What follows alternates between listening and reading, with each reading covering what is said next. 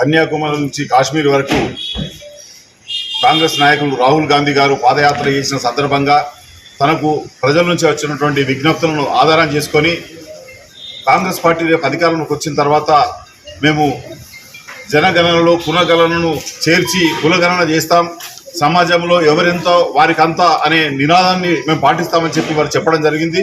మరి ఎన్నికల తర్వాత రాష్ట్రంలో అధికారంలోకి వచ్చినటువంటి కాంగ్రెస్ పార్టీ తెలంగాణలో కులగణన చేసి మరి 42% బీసీలకు రిజర్వేషన్ను పార్టీ పరంగా ప్రకటించడమే కాకుండా ప్రభుత్వ పరంగా శాసనసభలో తీర్మానం చేయించి గవర్నర్ ద్వారా మరి కేంద్ర ప్రభుత్వానికి పంపించడం జరిగిన విషయాన్ని సందర్భంగా నేను మనవి చేస్తా ఉన్నాను. ఏదైతే దేశవ్యాప్తంగా మరి అధికారంలోకి వచ్చి ఉంటే కనుక దేశవ్యాప్తంగా జరిగి ఉండేది. మరి పరిణామాలు అందరికీ తెలుసు.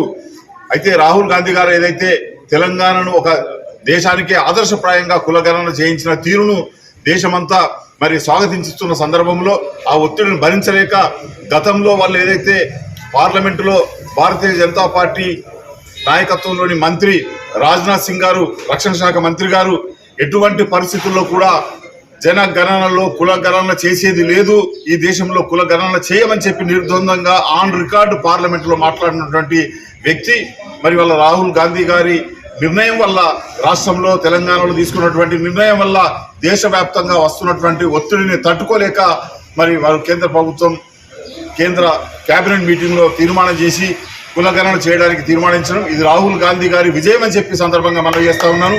ఇది బలహీన వర్గాల ప్రజల విజయం అని చెప్పి సందర్భంగా మనవి చేస్తా ఉన్నాను.